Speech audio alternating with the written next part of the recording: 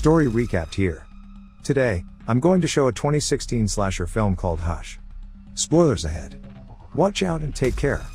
Inside a house located in the middle of the woods, Maddie is preparing a full-course lamb dinner with guidance from her laptop. She is instantly revealed to be deaf. As she tastes her cooking, a notification pops up on her laptop. It's Sarah from next door asking if she can stop by. Maddie spots her friend walking towards the house. Sarah tells Maddie, through sign language, that she had just finished reading her book. She then asks how does Maddie come up with her writing. Maddie tells her that it's called writer brain, as her mother would say. It makes her go crazy. Any possible outcome is like a movie in her brain with many endings. Their conversation is interrupted by a loud and blaring noise. They run back into the house to find smoke coming out from the oven and the fire alarm giving off a very intense warning. Maddie apologizes for her hell of a fire alarm and tells Sarah that she needs it because she has to feel the vibrations in order to wake up. She gives Sarah her own copy of the book before Sarah bids her goodbye. Later that night, Maddie is sitting alone in her living room, trying to finish up her manuscript. Feeling frustrated, she tries to distract herself by cleaning the mess in the kitchen. Suddenly, her friend Sarah runs up to Maddie's kitchen door, screaming and crying. Desperate for help, she is trying to open the door but it's locked. Maddie is cleaning the kitchen, but she is unable to see her friend. Sarah's piercing screams stop as an arrow lunges and pierces her back. A male intruder in a ski hat and white mask catches up to Sarah and stabs her against Maddie's kitchen door. He continues to stab her until her lifeless body slumps down to the floor. The intruder tries to catch Maddie's attention by knocking on her door, but Maddie doesn't respond. He immediately deduces that she is most probably deaf. As she continues working, the intruder sneaks into the house. With one hand bearing an arrow, he is about to stab her when he is interrupted by Maddie's sister, Alex, video calling her. He grabs Maddie's phone and hides.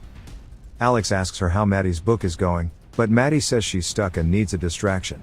She persuades her to come back to the city and live with her, but Maddie doesn't want to. Their conversation is interrupted when Alex asks if there's someone behind her because she saw something move. Maddie reassures her that it's probably the cat. Maddie picks up her cat's bowl and begins rattling it. She goes around the house shaking the bowl, but her cat is nowhere in sight. She pays no mind to this and leaves the bowl by the open door and goes back to her writing. A notification pops up on her laptop and reveals a message sent by Maddie's own phone. Confused, she opens the message to see a picture sent of herself while she was having the call with her sister. Petrified, Maddie walks to the open door to see the masked intruder holding her phone. She quickly closes and locks the door before he can get in. The intruder, armed with a crossbow, goes to every door of the house trying to get in, but Maddie locks all of them. The power goes out and from the window, she could see him slashing her tires. There's no chance of escape now. Maddie grabs a lipstick from her bag and desperately writes on the glass door. She says that she won't tell anyone she hasn't seen his face, and her boyfriend is coming home soon. She's hoping that the man would accept her bluff. The intruder takes off his mask to reveal his face and neck tattoo. He asks Maddie if she can read his lips, to which she nods. Now that she has seen his face, he has to kill her. Maddie runs back to her kitchen to grab a knife. She goes to her bedroom and secures the door and windows. As she huddles up in one corner, trembling and crying, something starts banging on one of her windows. Terrified, she looks up to see the intruder carrying Sarah's dead body and banging her lifeless arm against the window pane. Maddie drops her knife in shock and backs away, crying at the sight of her dead friend. Maddie realizes that Sarah must still have her own phone with her. She tries to distract the intruder by activating her car alarm. Once he's occupied, a gasping Maddie makes a run for it, opens the window and reaches for the phone inside her friend's back pocket. The intruder immediately catches her in the act. He tries to snatch her, but she closes the window on his fingers. He screams in pain and tries to pry open the windows, but she smacks his arms out with a hammer, causing him to withdraw, and locks the window again. Wasting no time, Maddie hides from the intruder as he circles back around the house. She quietly sneaks out of the kitchen door and hides under the crawl space of the patio. Just as she's about to make a run for it, the intruder launches the crossbow, which stops her in her tracks. Refusing to be a deer in headlights, she runs back to the house and makes it safely inside, barely escaping with her life. Desperate for a way out, Maddie goes upstairs to her loft. She cracks open a window, squeezes herself out, and lands on the roof. With shaking hands, Maddie then tosses a flashlight into the woods behind her house. This catches the intruder's attention and he follows the light. She starts walking across the roof to the front of the house, her legs shaking with fear. As she's climbing down from the roof, the intruder surprises her with an arrow at her leg. He takes another shot and narrowly misses her head. Maddie pulls herself up as she grits her teeth from the pain. The intruder begins to climb up to the roof, but Maddie knocks him over in time to grab his crossbow and toss him back to the ground. With a painful limp, she carries back the crossbow into the house just in time to close the upstairs window. Just as she's trying to load the crossbow, Sarah's boyfriend, John, arrives at the front door looking for his girlfriend. The intruder stops him in his tracks, pretending to be a police officer. He asks John for identification and tells him that he responded to a 911 call made by a resident. He then tells John that an intruder knocked him over and took his gun and radio, and now he needs to borrow John's phone to call for backup. John grows suspicious and asks him how can Maddie have made the call when she's deaf and mute. John tells the intruder that there's probably a spare key hidden under one of the plants by the patio. As the intruder goes to look for the key, John sneaks up behind him with a rock in hand, ready to strike. Maddie notices John from the kitchen door and begins banging on the glass. This distracts John and leaves an opening for the intruder to stab him on the neck. Gasping for air as the blood squirts out of his neck, John doesn't give up without a fight.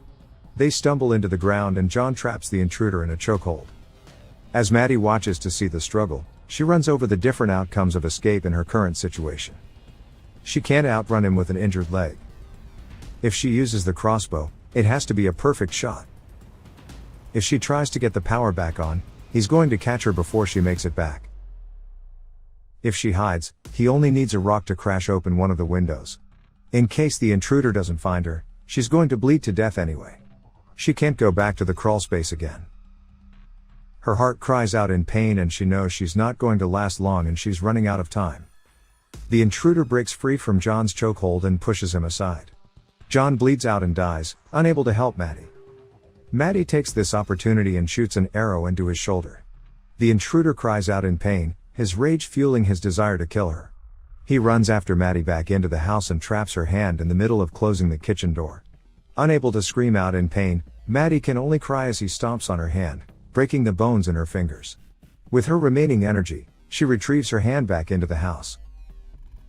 As the intruder tries to break open the glass door, Maddie writes the description of the intruder in her laptop with her remaining hand and locks herself in the bathroom. As she's waiting for him to barge in, the intruder sneaks through the broken window and creeps up behind her. Just as he's about to strike her, Maddie feels his breath on her neck and turns around to stab him on the knee. He screams in pain and lunges at her with his broken knee. Maddie desperately hops back to the kitchen with her broken hand and bleeding leg and collapses beside one of the cabinets. As the intruder walks towards her, she aims a bug spray into his face and reactivates her fire alarm, buying her a bit of time. The intruder finally catches up to her and they are caught in a struggle. He punches her face and chokes her. But Maddie fights back, pushing his finger into his injury. He slams her to the floor and chokes her again and she sees her life flashing before her eyes. As her heartbeat slows down, she reaches for the wine opener with the last inch of her life, and with a mighty swing, she stabs him one last time on the neck. He releases his grasps from her neck as he chokes on his own blood and collapses on the floor next to her. Maddie gasps for air and quickly reaches for the phone in his pocket and dials 911. This is her chance to escape. She gives one last look at the dead intruder and slowly makes her way to the patio where she sits down next to her cat. As Maddie pets the furry little creature, flashing lights from the police are seen at a distance. She closes her eyes and sighs, she survived and she won. Subscribe to watch more videos like this. Turn on notifications. And leave a like, it really helps the channel out. Thank you for watching.